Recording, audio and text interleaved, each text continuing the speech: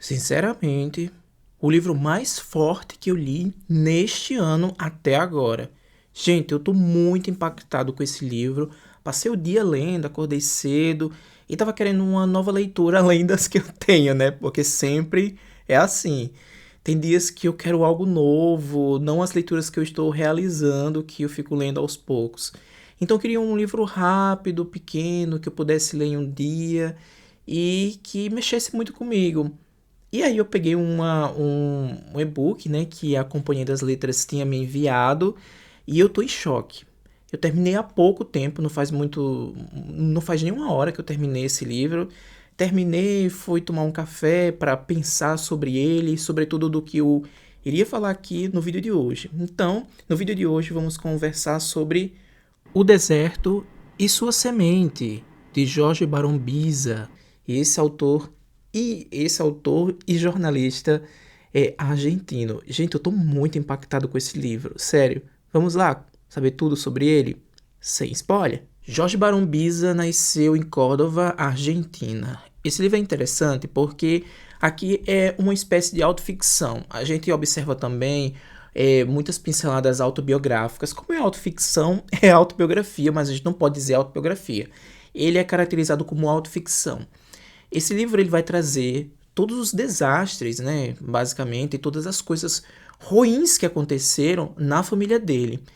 E começa com um episódio muito brutal. Quando você começa a ler o livro ali, não espera nada, de uma hora para outra, o pai dele, acho que o nome dele é Aaron, ele joga ácido sulfúrico na mãe dele. O Jorge Luiz Biza, o Jorge Barão Biza, ele tinha 22 anos na época quando aconteceu isso.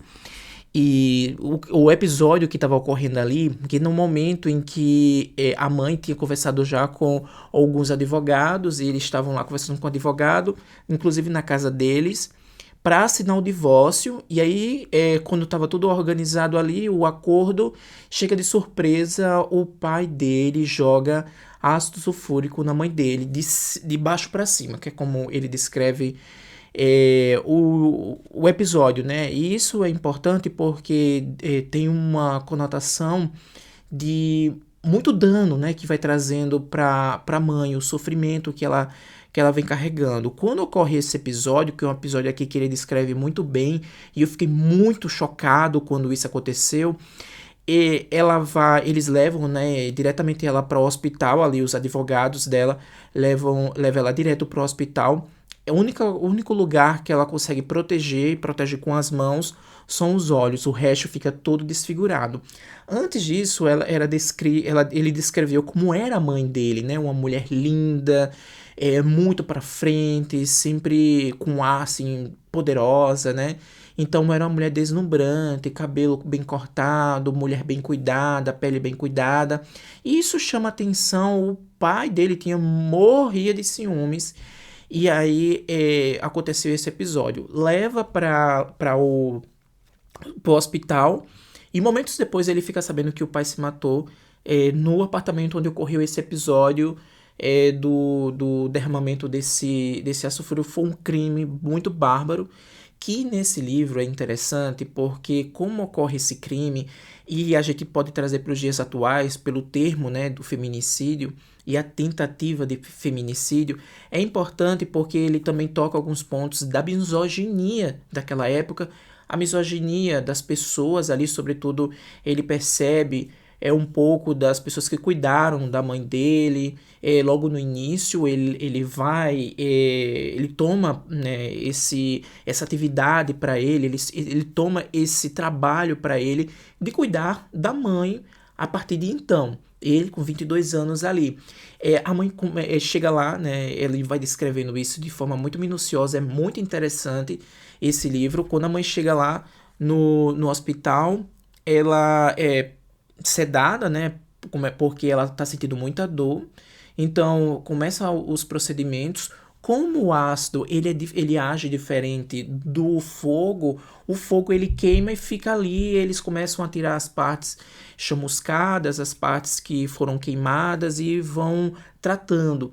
Diferentemente do ácido, porque o ácido, depois que ele atinge a pele, ele fica atuando ali por algum tempo.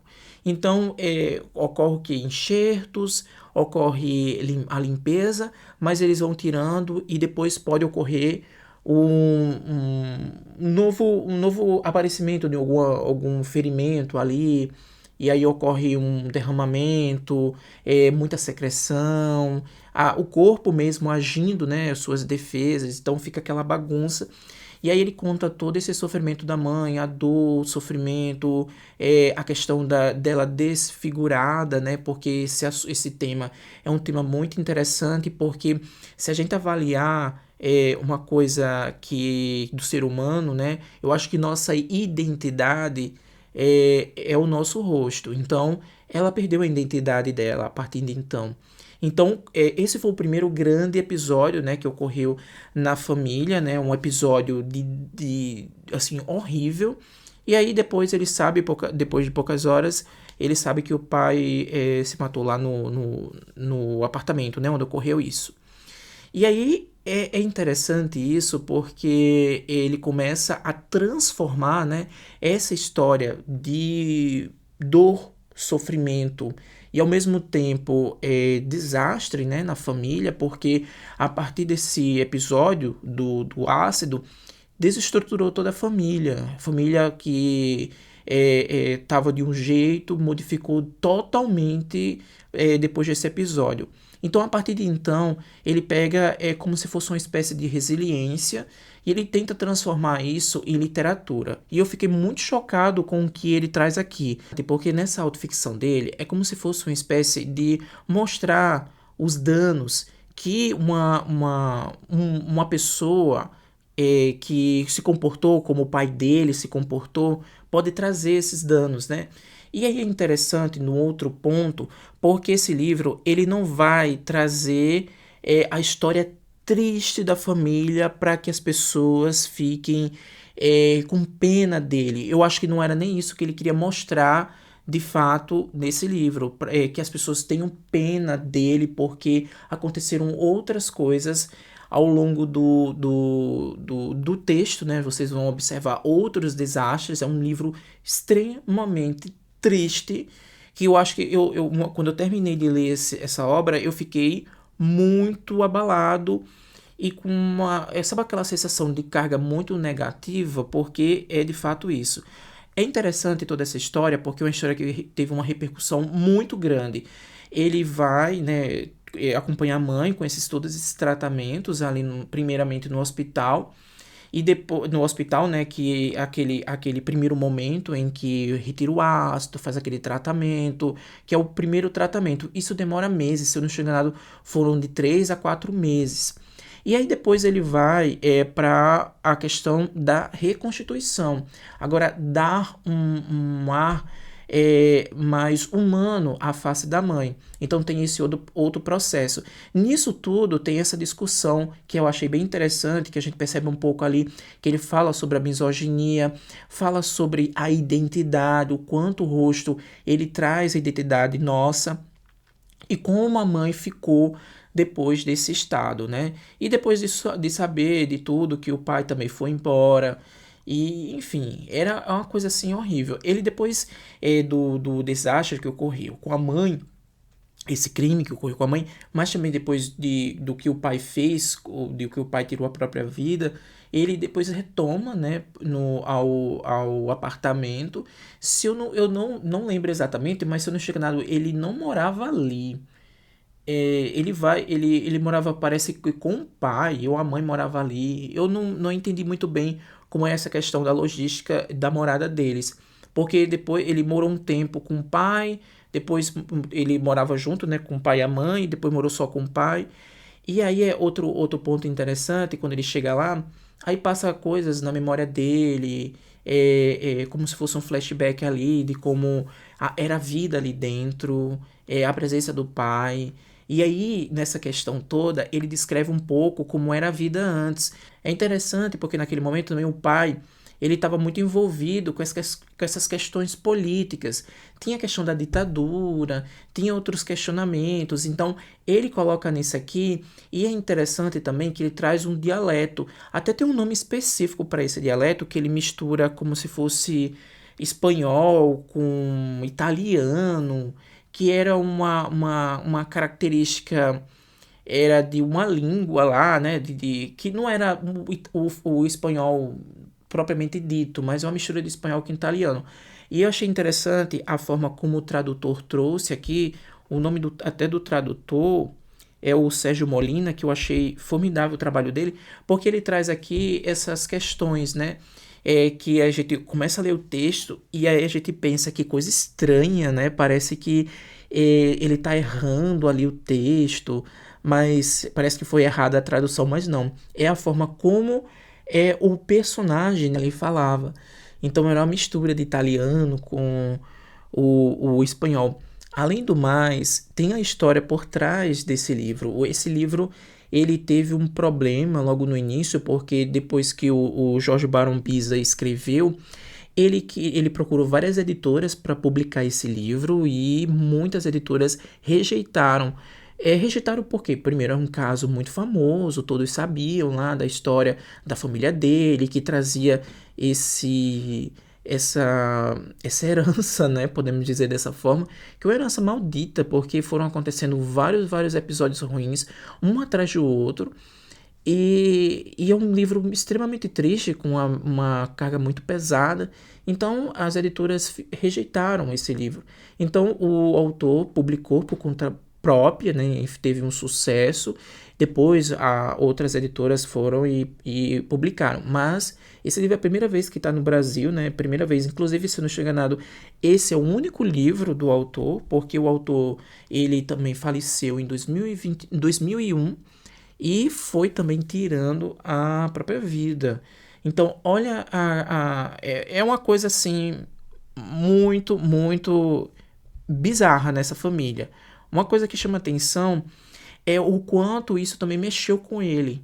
E, claro, né, um episódio desse não tem como não mexer com a pessoa. E todo o... Não vou dar tantos detalhes, mas vocês também vão acompanhar essa trajetória, né, da formação de podemos dizer, da nova identidade da mãe, claro, que é essa questão da formação de um rosto, e do tratamento, né, das feridas. Ela também foi atingida muito nas mãos, porque quando ela foi proteger principalmente os olhos, o ácido corroeu as mãos dela, né, os dedos.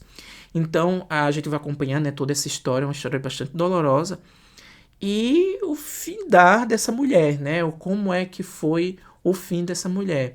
Eu não vou dar detalhes porque vocês têm que ler esse livro. É um livro muito bem escrito, é uma autoficção do jeito que eu gosto, porque autoficção, podemos dizer, é como a Annie Ernaux escreve, é como o Karl-Ove Knausgaard escreve. Então, se você gosta desse tipo de literatura, Annie Ernaux, Knausgaard, a Tove, né, Tove Letvensen, que é uma autora dinamarquesa.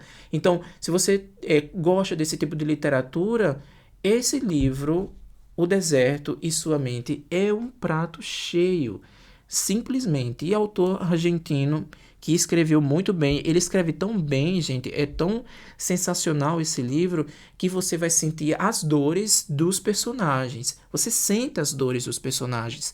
E isso corrói você. Eu fiquei muito mal, eu ainda tô muito mal.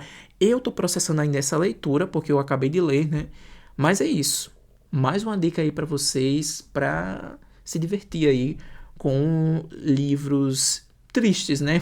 E como eu falei no meu vídeo passado sobre o livro do Nobel que eu tinha lido, Alice, livros tristes me chamam a atenção e eu não consigo parar de ler. Foi o caso de O Deserto e Sua Mente. Gente, é isso. Leiam esse livro, é muito bom, muito bem escrito. Talvez você possa sentir um incômodo muito grande. Se não está inscrito no canal, se inscreve e dá aquele like, tá? Comenta aqui embaixo. Até mais. Tchau. Cheiro.